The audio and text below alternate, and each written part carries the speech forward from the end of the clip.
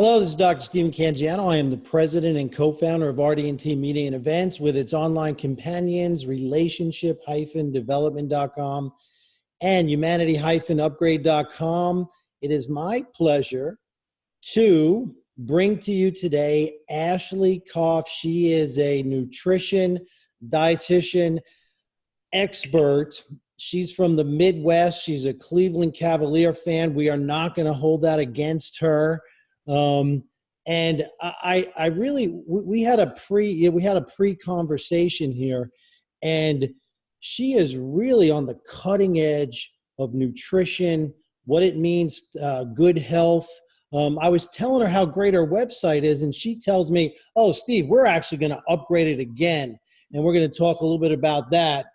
She is the founder of the Better Nutrition Program, and she's been on multiple medias, different platforms. You can see she's been with Dr. Oz, and I'm jealous. So what I want to do, and also she's going to tell us why she's an enabler, and this is not necessarily a bad thing in today's in this conversation for sure. Ashley, did I miss anything? Can you add in? Maybe you can tell us a little bit about yourself. Sure. Well, my dog Rerun is at my feet, and you never know, he might decide the couch is more comfortable. So I'd be remiss if I wasn't introducing him. And I am probably in pursuit. I read this book about myelination, and I was really interested in brain health in the last couple of years. And I think all of us as we age are thinking about how can we not just keep living, but how can we remember our memories and keep living well. And that led me back to something I pursued when I was a child, which was I played about 11 different musical instruments before the age of 13, and then gave them up. I moved over to sports, and I decided, band wasn't cool, or I just need, my mom was probably like, enough, I've got 3 of you, you've got to make choices, right? So a couple of years ago, and actually Dr. Oz and I shared this, it was our both of our resolutions at the start of a year to get back into music. And so I picked up the trumpet. And, it's so fascinating when you go back to something that you learned as a kid, how quickly something can come back up. So I think that says a lot, but also for any of us as adults who are relearning something, it's also a very humbling experience. So I use that to sort of gauge my, how I am from not just a success standpoint, but also to sort of use different parts of my brain and my body on a regular basis. Interesting. So how does that tie into what you're doing nutrition-wise? And I want to follow up a little bit on that. Go ahead. Yeah, well, I find that it takes almost everything in me to turn off my brain, or said differently, to focus my brain. So I know that I understand that we're not hyper successful multitaskers, although a lot of women would challenge people on that part. And for me, over the years, I've learned that, whether it's running or maybe certain activities, my brain still went through, 77 different things while I was doing those activities. So it's taken things like fly fishing and playing a musical instrument for me to actually occupy all of the cells of my body in a focused way that I actually tune out, pun intended, the rest of my environment. I think that's really important. Some people are great with crossword puzzles. If I'm doing a crossword puzzle at my house and I notice, the kitchen is dirty, I'm like trying to do 2 things. So it's been really interesting to focus in. And the analogy that I would give on that part of what I do with nutrition is, you really need to understand yourself and understand where your body is today, as well as what your goals are, before you dive into choosing a program, choosing a set of tests, choosing a practitioner, because there's no question that the information exists out there today. But the reason people are not successful with getting and keeping their better health or achieving their goals isn't for lack of information or lack of trying. We just aren't using better tools, and we aren't following our own prescriptions or our own plans. Interesting. So I'm just curious, I want to go down this road. It's a little bit of a bunny trail, but how is this trumpet, this thing from your youth, how is it informing your day-to-day life today? And I'm curious if that ties into what you mindfulness and mindfulness versus in the area of nutrition and health? Yeah, I think I didn't realize as a child the role that it was playing. So first of all, I have incredible lung capacity. So I'm one of those, I can get in the pool and swim 2 laps underwater without breathing. I can often talk for quite a period of time without coming up for a breath. So the trumpet has been very interesting for me to hone my breathing and also to realize how to breathe differently. So it is probably a way. So for example, in yoga, I'm strong. I can do a lot of yoga poses strength-wise, but not necessarily properly because I'm not doing the proper breathing. And so the trumpet has really been a vehicle for me to learn to breathe better. So that's one of them.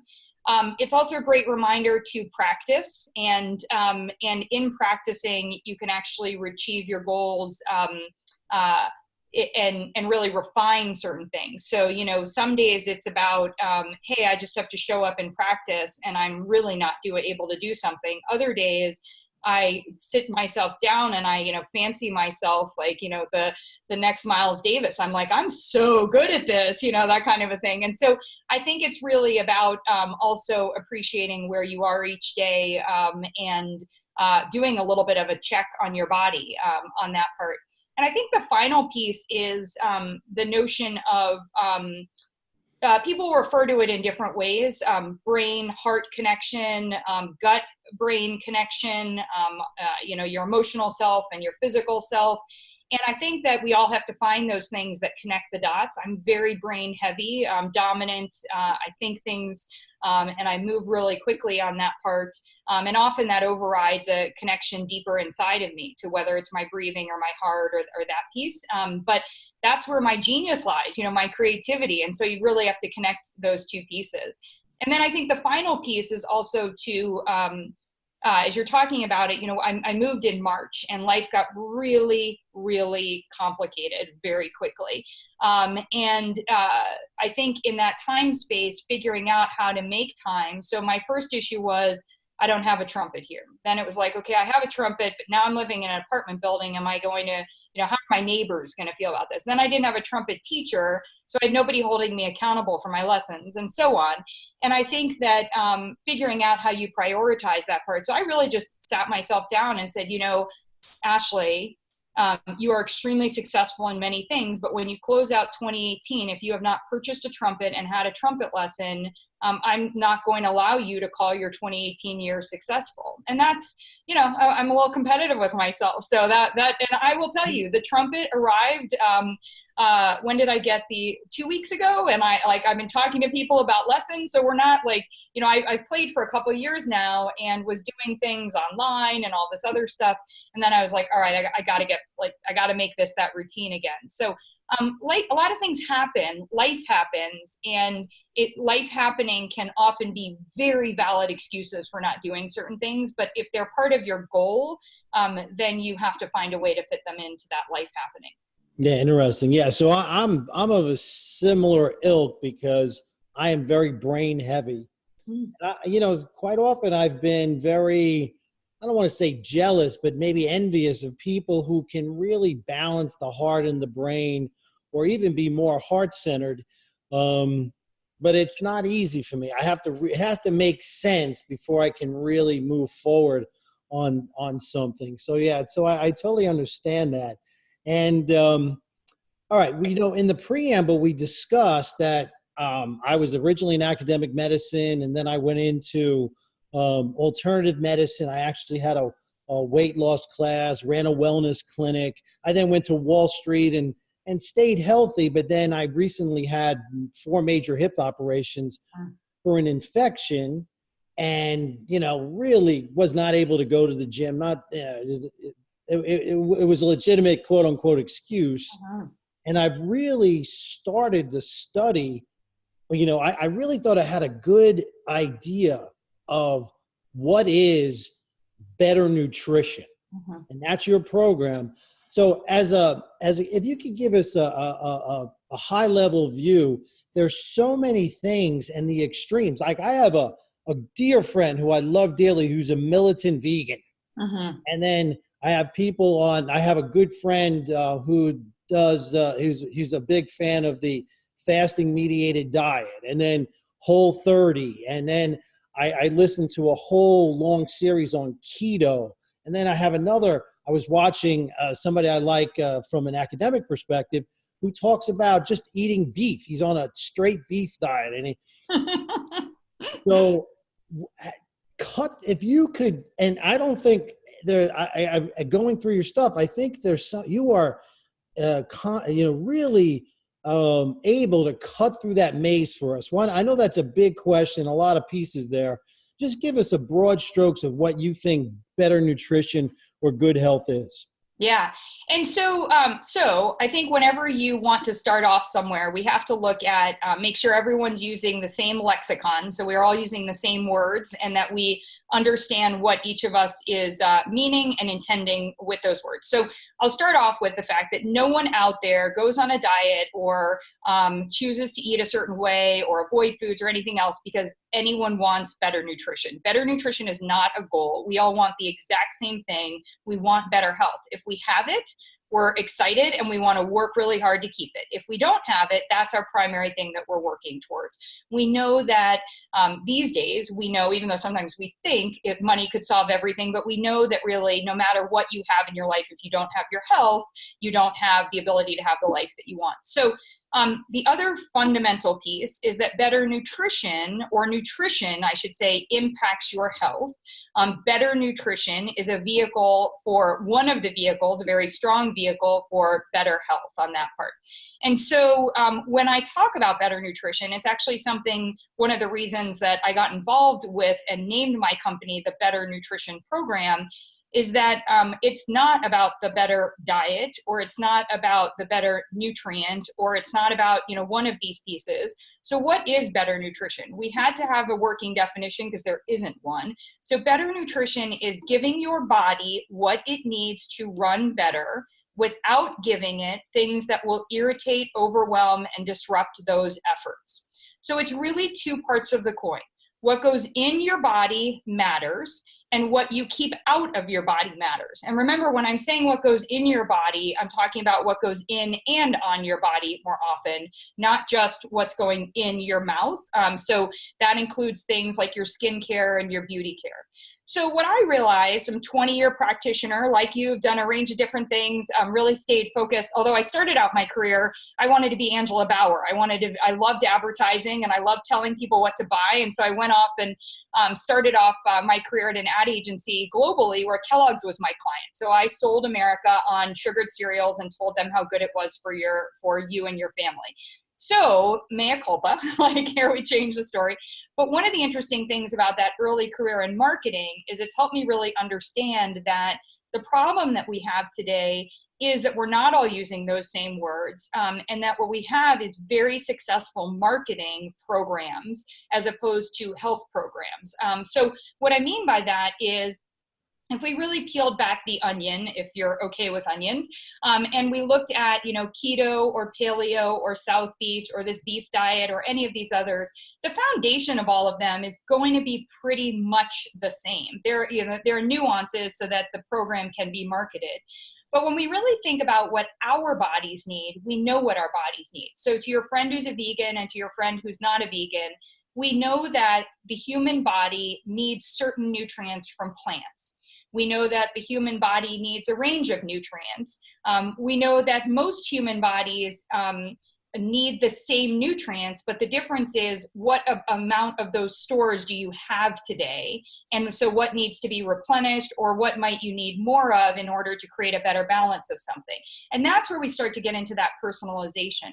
So better nutrition, for it to power your better health, you really need to understand what your better nutrition is. And as a practitioner, I've been in the world of working with patients who have no money, no insurance, are getting food from food pantries and these sorts of things. And I've also worked with royal families around the world and practiced in Los Angeles for 15 years. There is no difference.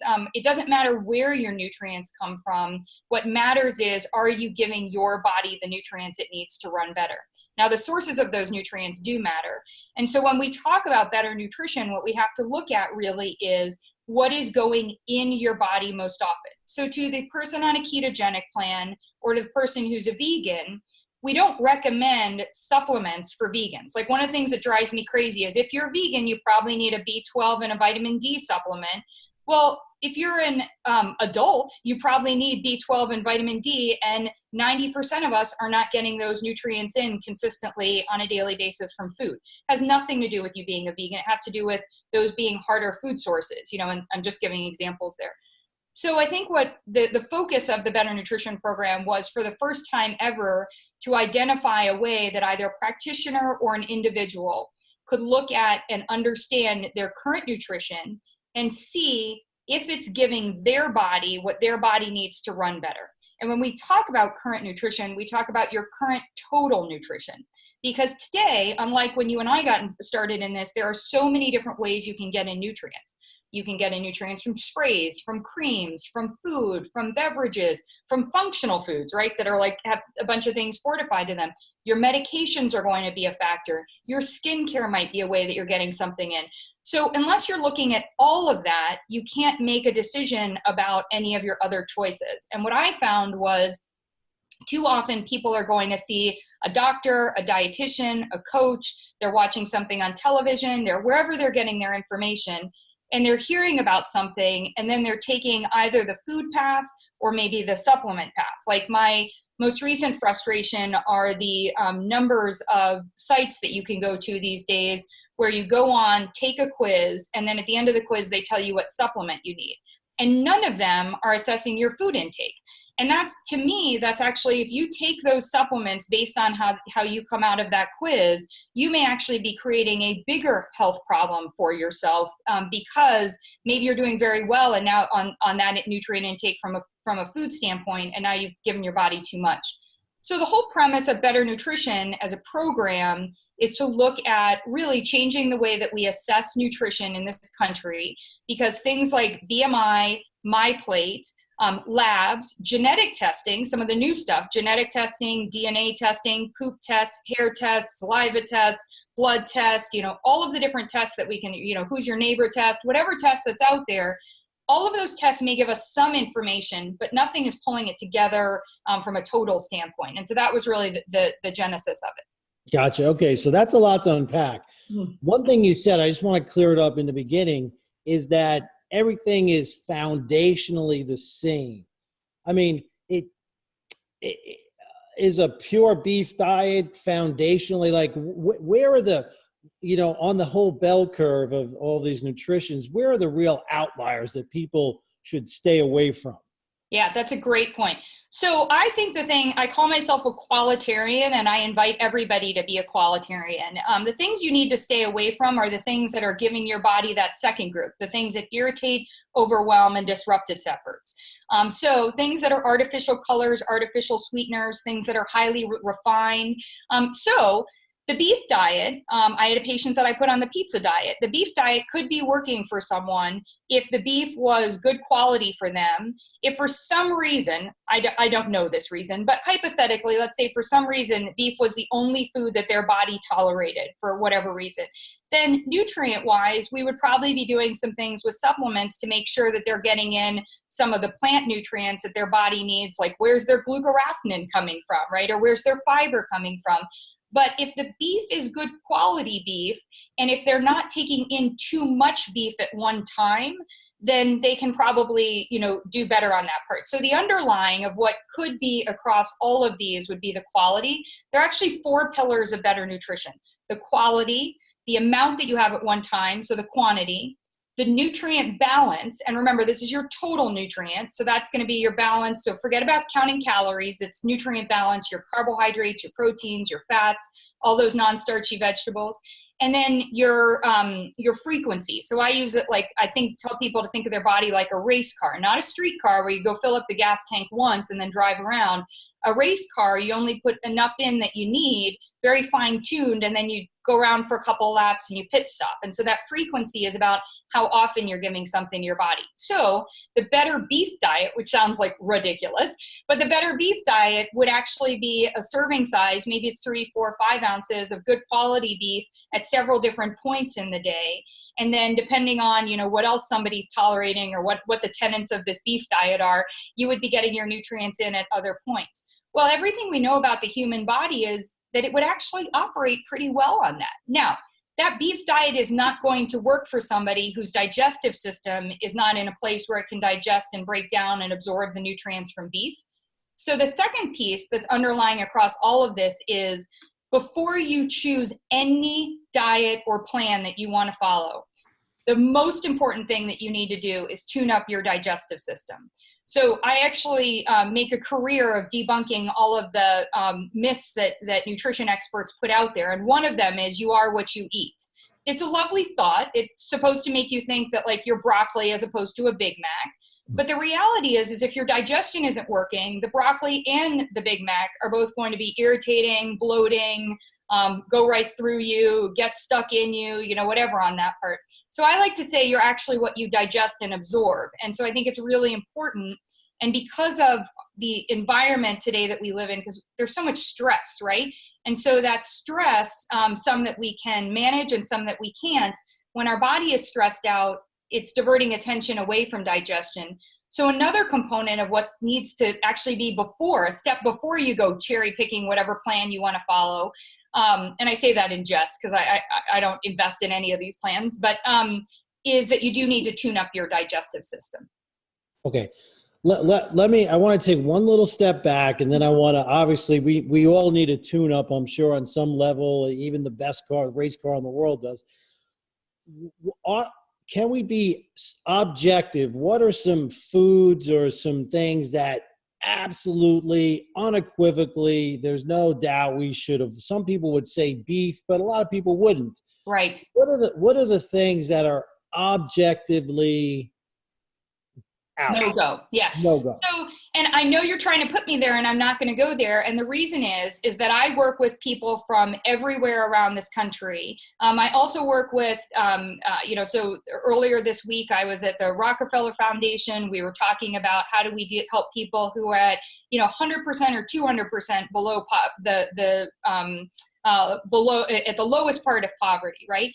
And one of the things I don't think is fair is to tell somebody not to have something if they don't have access to something better. So we got to do a lot of a better job. I know that's not probably relevant for the people watching, but I watch what I say professionally because I think it's unfair. If I said, like, for example, if I picked up brown sugar, right? Somebody's going to be like, well, of course, sugar is going to be one of the ones she's going to talk about. No. Brown sugar can make some delicious, cookies or that kind of a thing. So it's how much are you having of that? What's the quality of it? So really the things to avoid are the things that are working against your nutrition. And those really are the chemistry lab projects. So when you, I'll give an example. I personally challenge anyone who is consuming dairy to avoid fat-free dairy. I think everything that we've seen from the research is that, when you're separating out the fats, you're shifting the way that it works in the body with the hormones, you're shifting the nutritional profile of that dairy, et cetera. Now, I have a patient who just swears by her 0% yogurt. She just is not going to move. So I said to her, all right, I want you to put walnuts on top of it. Better, not perfect. It's not, I prefer that she would go to a low fat or maybe even move away from the dairy based on what she has going on. She's not moving. So if I tell her dairy is a no food, two reactions happen. One, she eats her no food and she gives me the middle finger while she's doing it, right? The other is she says to herself, I know I'm not supposed to have this, but I really like having it. And it becomes almost this this relationship with that food that there's no reason. And I, as a professional, am too committed to breaking down those relationships. So I'd like to switch the question on you. There are certain things we all have to have. We have to get in a rainbow of colors, not Skittles, because those are artificial colors, right? So we need the nutrients. All of us need nutrients from all those colors. Now, if you don't like tomatoes, you're intolerant to tomatoes, you've heard about these lectin, you're like, no, worst thing for you. So then find another red food, find strawberries, find red peppers, find on that part. And I think that rainbow is going to be really important because, again, our body uses all those different colors to do different things. The other thing is we all need a certain amount of healthy fats going into our body. Doesn't mean we can't have unhealthy or less healthy fats, but we've got to have certain fats. They're called essential fatty acids. In the same way with proteins, we have essential amino acids. So instead of focusing on what should not be out there, because that's really only been based on nutrition research, and I have a fundamental problem with the way that most nutrition research is done. I think it can inform some really important discussions, but you really have to incorporate the human factor, which allows then for most of the foods based on, the quality of choices and things like that. Okay, good. This is, I love the way you're creating some real insights and differentiation and some important points. All right. Is then better nutrition an individual personal journey? How do you approach somebody like myself in my situation, which I told you about, Mm-hmm. or your clients? I mean, what is your actual approach to people who say, hey, you know what, my energy's low, I need to exercise, all these types of things? Yeah, and I have a quiz specifically for that, because you have to ask. So all of the foundation of the Better Nutrition Program, the tools have expanded, and when the new site launches, it will have, we have about 35 guides, 25 evaluations, 25 menus, and then we have a series of other tools and courses. And the whole idea is we all learn differently. We all digest amounts of information in different ways. However, it all started out with the evaluations. And the evaluation to me is the most important thing. And what I realized is when you come into my office, I'm very successful. I've been, really successful working with patients over the last 20 years. And, people kept saying to me, you should train people to work the way that you do. And I was like, what is that really about? And what I realized it's about the questions I ask, the assessment that I do. And if you talk to any practitioner who is able, as you mentioned, throughout your history, who's able to sit down and ask questions of someone, then it's like, that's how so it is a choose your own adventure book. That's how we get to what is actually where you are already doing things better, which is really important for you to keep those. One of my biggest one of my biggest issues with most of these diets and programs is they have you step in assuming that everything that you're doing right now is wrong. Like they just tell you start here, right? Like everything, no, you've got a lot working for you, so we've got to start with what you're already doing better. And then we want to focus in on what's going to be the one thing that you could do better, or the two or the three things that are really going to give you that next step forward, right? That are going to help you be successful. So the majority of my sessions, if I was working with someone like yourself, anybody that's watching, of course, I'm going to ask some core questions about your digestion. So the digestive evaluation was one of the first tools I ever created. And it asked questions like a Dr. Oz segment. Are you going number 2? Are you going number 1? Is it smelly? Does it float? Is it, all of these things that may be uncomfortable for us to ask like this, but if you're writing them down and checking them off, I ask questions like, are things going in the wrong direction? And the reason is that your body is sending you signals. We just have to decode those signals. And instead we've been told to medicate those signals, right? Like just take this pill and shut the signal down.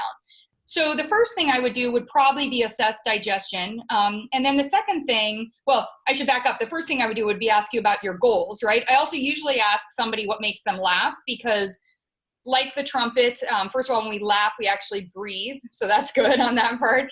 But the second part is if I know what you find funny and what makes you laugh, then I can have an interaction with you where you can feel empowered and successful, because when we're laughing, there's a shared connection in that way of like, oh, you get me, or like, this is funny, that piece. So I would start off there. I'd go to the digestive evaluation, and then we would look at, from a digestive standpoint, based on what your answers are, and then also then hone in on, as it relates to one of your goals, what's going on. So I'll give you an example. I had an 80-year-old woman who fell the other day. This is her second bone fracture. She had a hip replacement. She was immediately put on Fosamax. She had told them going in, I have horrible digestive issues. I don't tolerate medication well. She had a horrible reaction to the Fosamax. They took her off of it. She went to somebody else. He happens to be the inventor of this new drug, this injection. We're going to put you on this injection. And she happens to know my parents. They called me and said, hey, can you just give a third opinion, in this mix? And so we started talking, and I said to her, so what's your goal? And she said, I'm 80. Like, I'm not really that focused on growing a heck of a lot more bone, but I also know I'm tiny. And every time I fall, this happens and I end up hospitalized. And she said, I was on so many antibiotics because they kept doing my catheter wrong. And we went through all of this stuff. So I said, can I just touch base on something here? You told them that you don't tolerate medications and the Fosamax caused a digestive issue, et cetera. So sure enough, she has had the worst digestion since being in the hospital. We can all relate. So when you were in the hospital and had an infection, I mean, that's the time for those antibiotics. Thank goodness, that they were able to help it be available and help someone through that. But now is the time that we have to get your digestion, and because remember, your digestive system is your immune system, we have to get that working, because no nutrient that her body can take in right now is going to help create and protect bone or prevent bone loss until her digestion is working better. Said differently, the 1,200 milligrams of calcium that was thrown at her in a supplement form without asking whether or not she's eating calcium, of which she eats several servings of calcium a day, is going to go towards arterial plaque or the kidney stone that she had, or that kind of a thing, because the nutrients aren't being absorbed properly. So through all of that, it's not to say like I'm some genius or any other piece, but when you have a conversation and you go through that evaluation process, you then start to realize where the priority is. I know her end game is to prevent future bone loss. We can do that with nutrients, but I have to make sure that any of the nutrients that are going in are going to be absorbed and go where they're supposed to be working, right? So I think when you ask what better nutrition is, it darn well better be personal. I have actually 9 betters of better nutrition. First and foremost is it better be delicious, because if it's not delicious, I'll pause. Yep, totally. Yeah, let me, because again, you're so knowledgeable and it's so quick for you. I want to make sure that the people at home or watching understand. So, first of all, giving someone who has digestive problems Fosamax makes no sense at all. It really, because there's IV treatments that they can do. When you take it, you got to stand up for 2 hours afterwards. And anyway, mind-boggling. Mm-hmm. So what you're actually doing is you're actually getting what I call current reality on this person in every aspect of their life, even down to what makes them laugh and how you can build a relationship. Because if you don't have a relationship with them, you're not going to be able to even influence them in any way in their diet. Mm-hmm.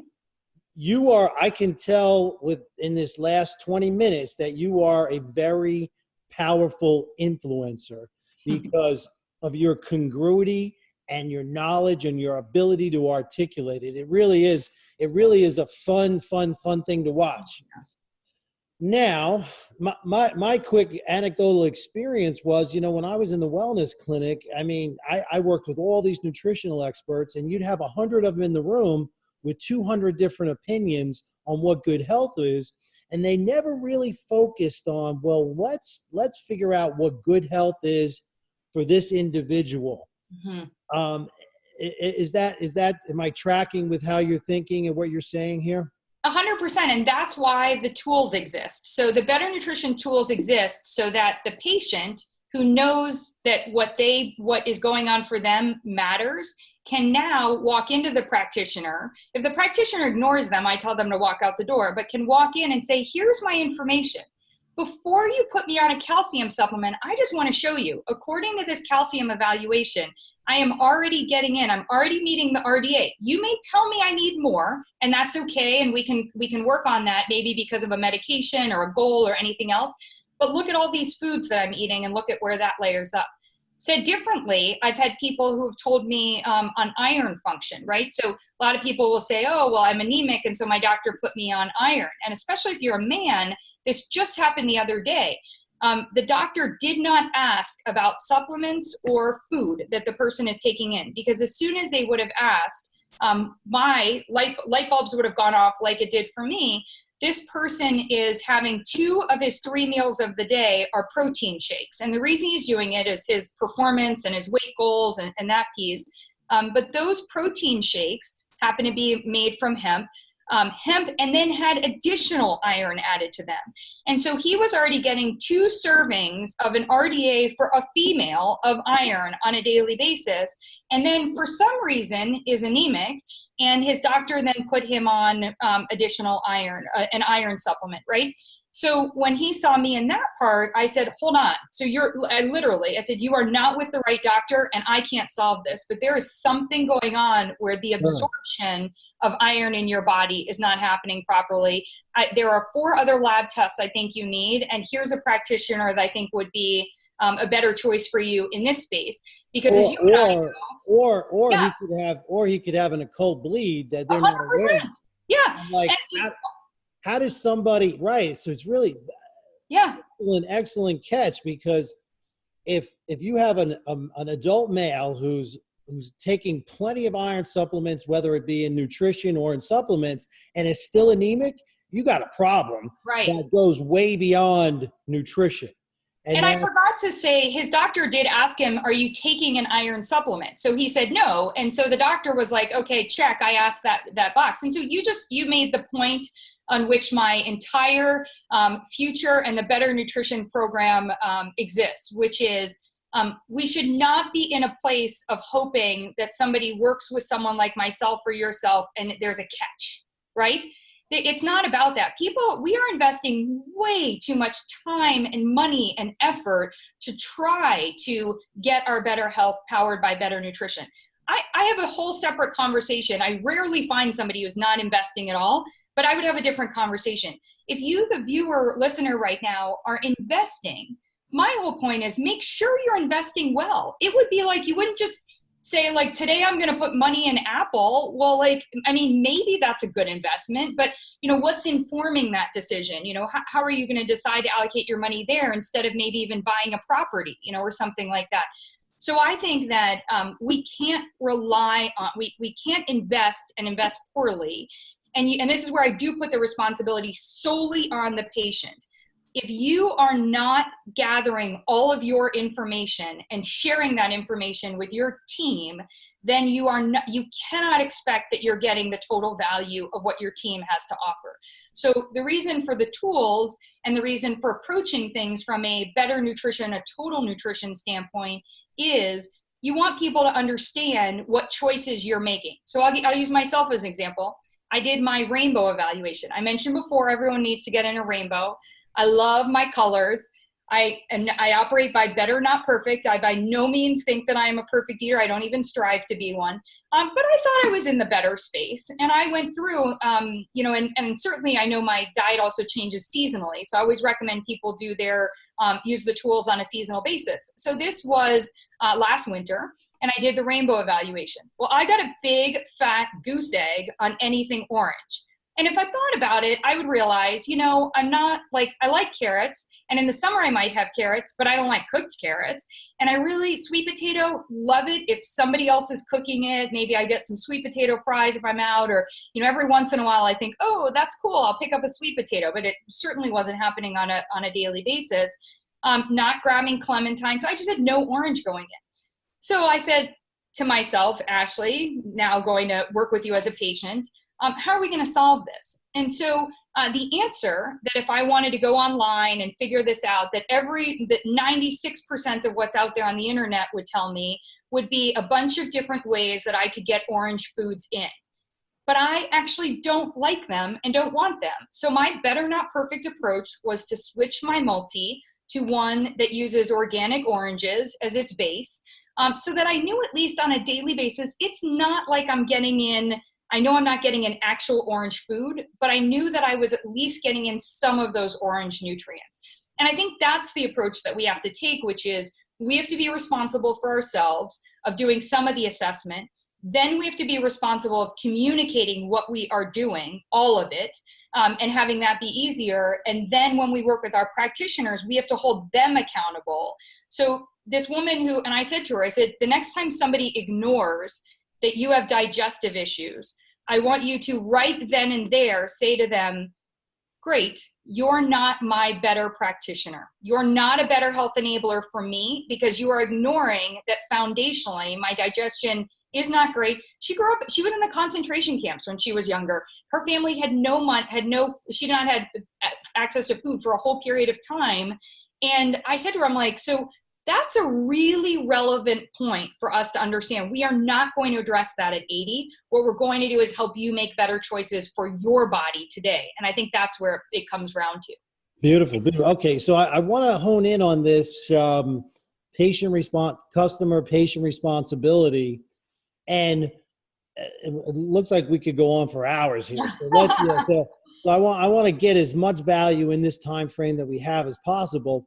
You talked about getting that current reality. What are besides the patient history and what they're actually currently ingesting and doing, what other things are important in the evaluative process? Sure. And a little bit of it depends. So the tools are used by practitioners for intake purposes, and they're also used by individuals. So one of the tools is the Better Checkup Checklist. So that just really tells you everything you need to pull together to take in to have a better, and ideally send it before. It's like calling a restaurant before you go in if you want to know if they're going to have something that you need. So pulling all of that information together. The evaluations all follow the same structure because the most important things that you need to, in the total space, assess are your food intake, how much, how often, your supplements, so other places that you'd get those nutrients, your beverages, so that ties into there, medications, and then what those medications may mean nutritionally.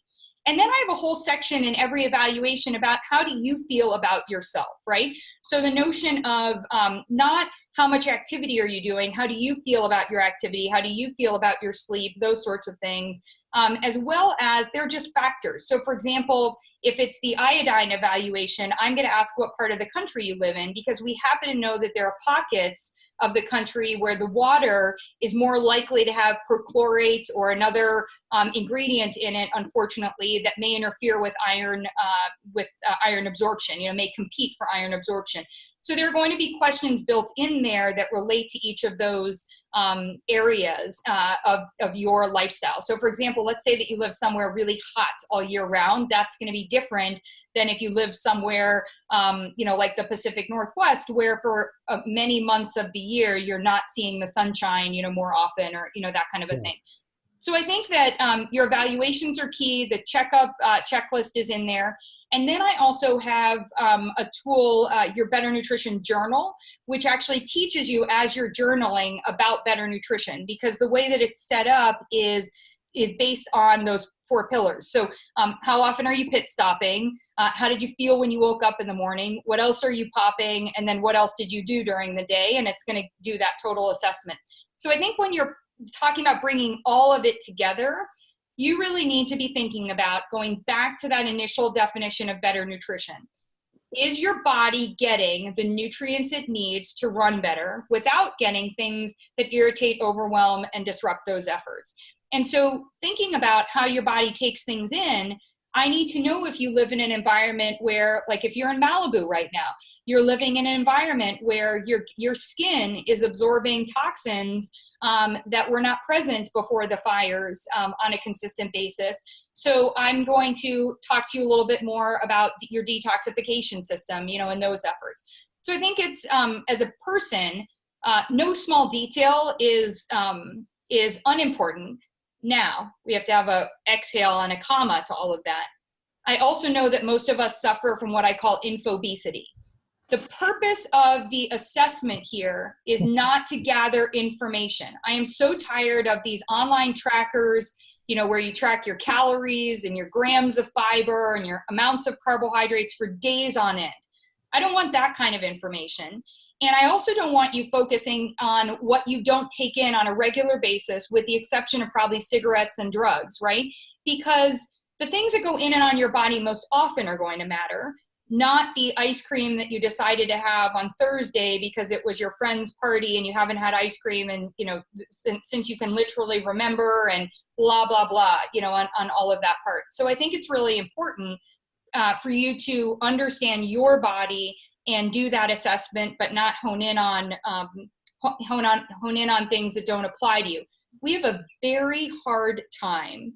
I've noticed this from my patients. I'm curious if you have the same experience, thinking that health news doesn't apply to us. So the extreme example was about 3 years ago or 4 years ago, you might remember more clearly, there was a study that came out about fish oil as it related to prostate health. And it was alarming. It was, fish oil is bad for prostate health. We should take everybody off of fish oil supplements.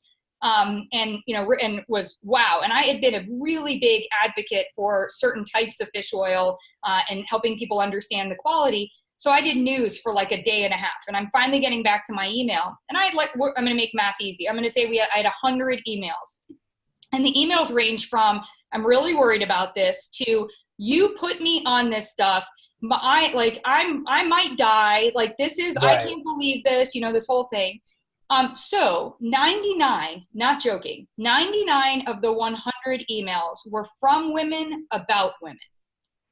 Ladies, you don't have a prostate. And it was so emotional. And I'm not making fun of anyone. I sit there. Right. It's so emotionally hard because we're so overwhelmed in this path of trying to get our better health that we think that everything that's going on has to do with us. It doesn't. So a big part of doing these assessments is actually helping you find what you're already doing better and what does not apply to you at all, so that you can get rid of all of that stuff and you can focus in on the couple of things that you could, refine it and do a little bit better.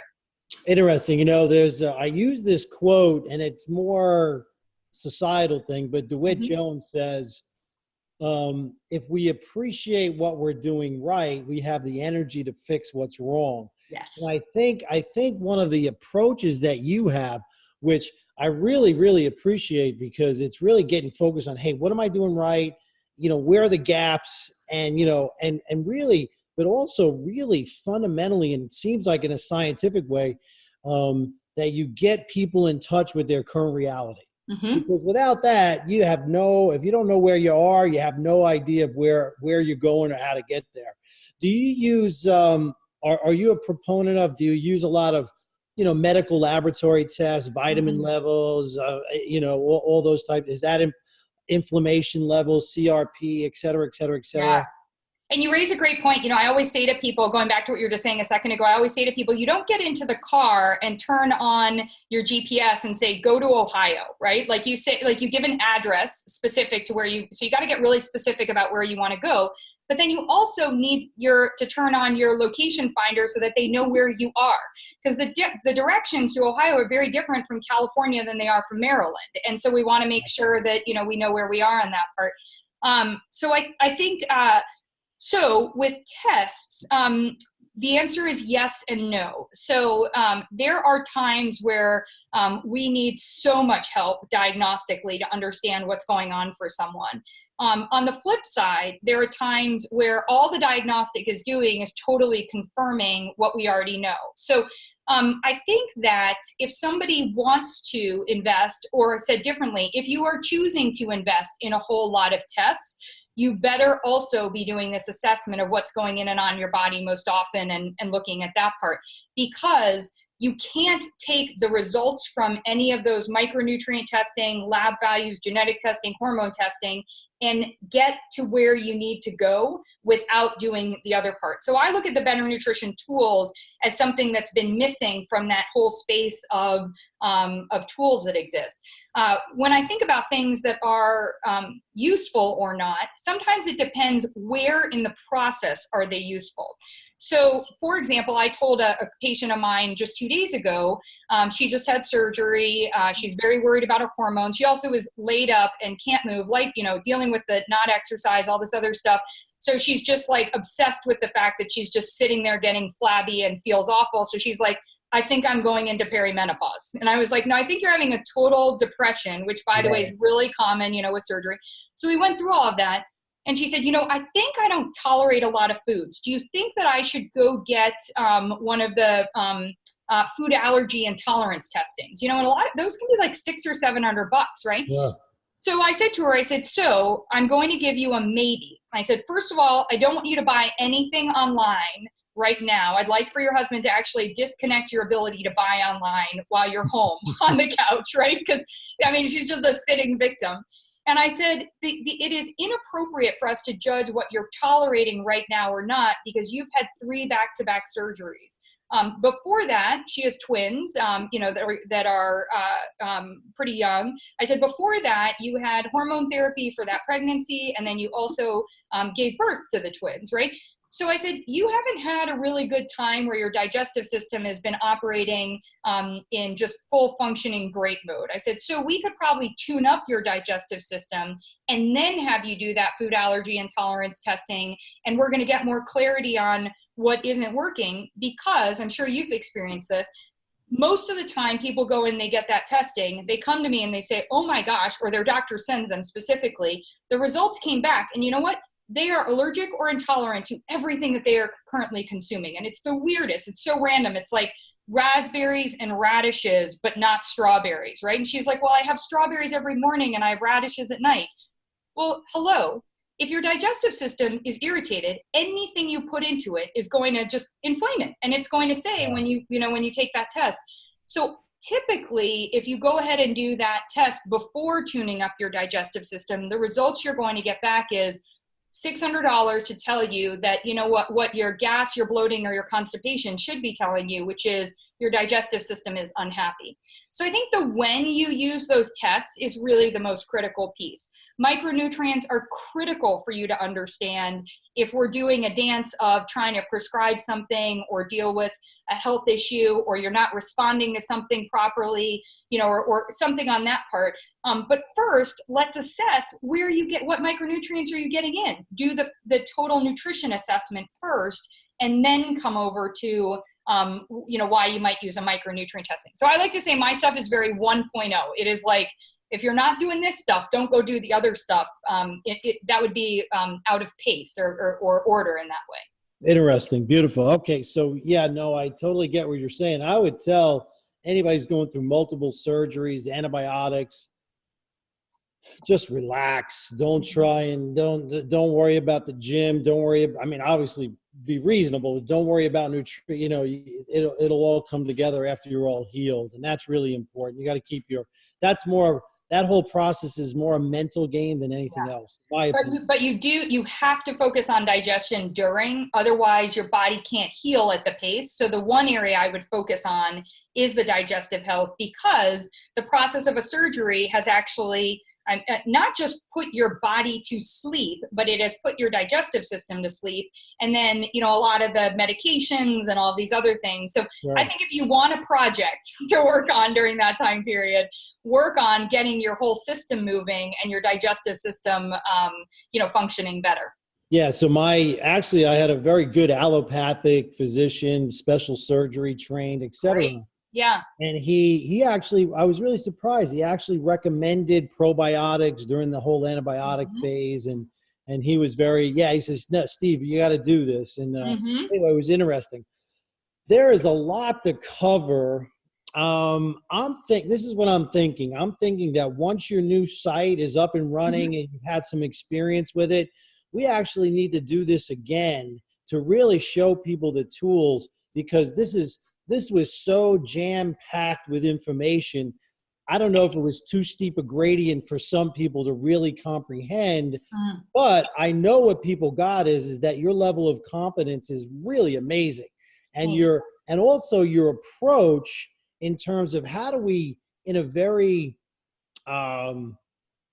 scientific, I don't know if that's the right word, but in a very deliberate way, how do we get in touch with what good nutrition or better nutrition is for you? Better, not perfect, which you said multiple times. All right. I have a couple more questions for you. Is there any gaps we want to fill in right now before we go on? Yeah, I think it's critical, and thank you. I can get, and especially when I'm talking to a fellow practitioner, I get like right in, I'm like, this is so exciting, and you speak my language. And so apologies to anyone too, that if this is adding stress to you, first of all, breathe and know that we are having that conversation. That should make you feel good about the future of practitioners too.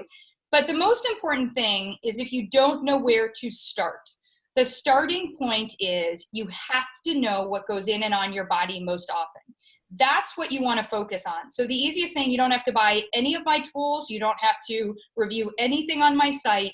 You have to take out a pen and paper, or you do it on your phone, and you should track what's going in and on your body most often and when. Some of the greatest high value shifts that I have made for people is literally in just changing the time that they're taking a supplement, or deciding to say, hey, you know what, you're actually having 2 or 3 servings of something at breakfast, and so why not split it up into breakfast and a snack, and that can help you on the front of you're pit stopping more often. It would be about those 3 hours. So if it feels overwhelming, the place to start with is starting off with what you are currently doing. And I know we said before that it can feel like it's nice to remind people that they're doing things better already. I actually don't focus in on what you're doing better, what you fit in and are doing better already, just because I like you to feel good. I do like you to feel good, and it's important for that reward. But the other thing is, I want you to think about what are some of the key things that you do consistently. So very easily, like, for example, I brush my teeth every morning, right? Or I may remember, I actually do start my morning off with a glass of water and a probiotic, like, every morning. I'm super boring that way, but as a child on antibiotics, had to do that. So I'm doing that. I also remember to take my dog out to go to the bathroom, right? So how do I remember to do those things? Well, now that when I identify I have a new behavior, so I had a client who needed to take vitamin D. Her vitamin D was horrible, and she just kept forgetting it.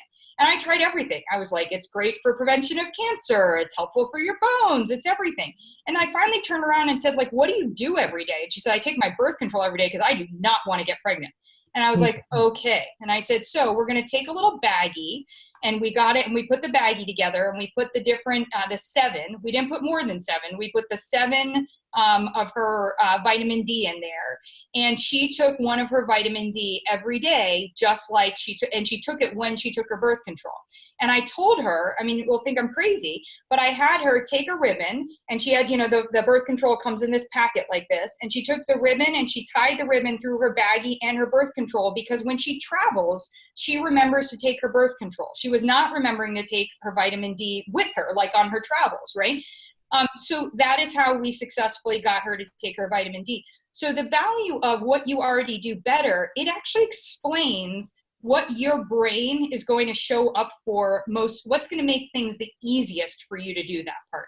So that's hopefully a gift for anyone who is struggling to put that first step forward, which is to say, figure out first what you actually are currently taking in. Then anyone can help you with what where your next step is. And the second part is, if you identify there's one thing you need to do, I need to drink more water. Great. You can create an app, but the app is only as good as having actual water available is, so how do you have your water with you? How do you, do all of those things?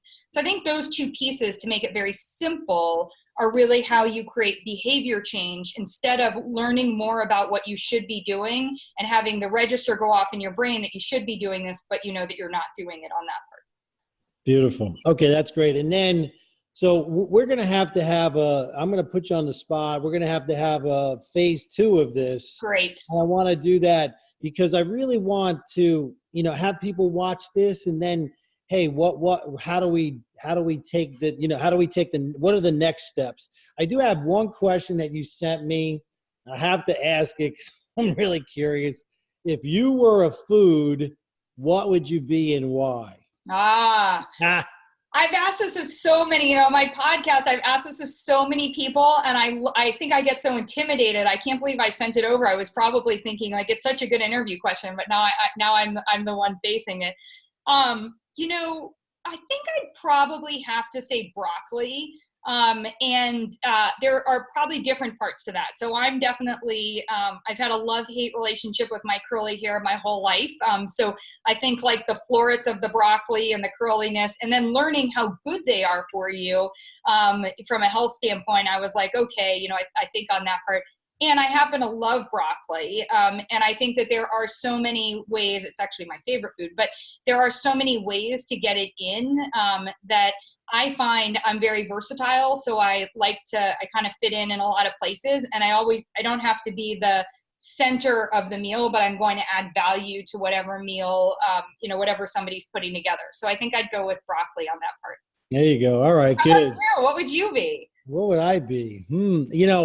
When you say broccoli is by far my favorite vegetable, I don't know. I might be a protein shake. I'm not sure. I don't know if that's a food, but it's got like, it's like there's so much stuff in it. It tastes good. It feels good. I feel like it's good for me. That might be an illusion, but I think I'd be a protein shake, but Sure. I'll have to think about it some more. I love it. Any other gaps, anything like, again, we have to do a phase 2 on this. Yeah. Once your site is up, let me know. We're going to put something together 2 again. weeks. 2 weeks. We'll have it up before the new year on that part. Well, you presented in the introduction that I use the term about myself as an enabler, and I call myself a better health enabler. And when I did it, I remember the marketing people were like, oh, enabler is such a bad word. And I was like, good. So first of all, I want you to think, and something that's going to break through and help you think on that part. But because so many of the people that are coming and visiting you and looking at your content are looking and thinking about the relationship component, whether it's a relationship with themselves or people they interact with or their personal relationships at home, I think it's really important to do an evaluation assessment of who's in your world, and especially who are you interacting with most often, because people really should be your better health enabler. So like my family is a better health enabler for me in many different ways, but the primary way across the board, I happen to be related to some of the funniest humans on the planet. And so if I ever need just a laugh, like no matter what it is, like I know that I can connect with either of my brothers, my dad, that part. And so I think figuring out, that's a key part of, from my health standpoint. And I think we all have had those friendships or those relationships or those partners who, not out of malintent, but are the structure, however the relationship, the connection is occurring, is not one that is actually empowering both of you. Neither of you is acting as a better health enabler to the other. So, my experience has been with a lot of girlfriends where nobody likes to be the one ordering the French fries or the wine if the other ones are ordering the broccoli, right? And so I think that, sometimes you have to have those conversations and say to people, hey, I'd love to take a walk with you instead of going out to eat, because I know if we go out to eat, you're not going to tell me to order something bad, but I'm going to order something not good because just of something about the structure of our relationship, that kind of a thing. So I think really honing in on that piece and identifying who can be your better health enablers will enable you for your better health. And it's interesting because some of the stuff I wrote more, this was back when I was in the wellness clinic. So it's a little bit, I don't say it's dated because I think it's a little bit timeless, but people said, well, why do you want to put food or nutrition, health in relationship development and transformation? And I said, well, if you think about it, your relationship with food is the most consistent, long-term, maybe even the most emotional. All of your relationships will at some point, they all end, somebody died, whatever. But your relationship with food is the most intimate, long-term relationship of your life. If you have an addiction to food, let's say, it's not like an addiction to alcohol where you can stop it. You have to correct your relationship with food. And I think relationship with food is the most beneficial, one of the greatest challenges in personal development, life enhancement. It's one of the most important challenges because if you can correct your relationship with food, you correct your relationship with all of life. And that's something that it sounds like you are really, really doing, in an absolute excellent, I just a commercial for you. And we haven't met before today. So, a lot of people have these diets and everybody has an opinion, but what you're really doing, which I've heard better than anybody else, is you're helping people get in touch with their current reality, getting them in touch with where they're at, what's important for them, what's good for them. You're not creating these these rules that people are never going to follow. You gave the yogurt example as one example. I'm sure there's many more. And you're really getting in touch with who that person is before and where they're at before you move them forward. And that is exceptional. That is really, really exceptional. So it has been an absolute pleasure getting to meet you. This is the beginning, not the end. I want to, basically once your site is up, you got all the bugs worked out, you've had some good experience with it, we're going to have you back, and we're going to talk about that specifically and how you really help people move forward. Again, thank you so much for being here. I really appreciate it. It's been great. This is Dr. Stephen Cangiano signing off from RDT Media and Events. Thanks for joining us. Ashley, thank you so much. Thank you so much.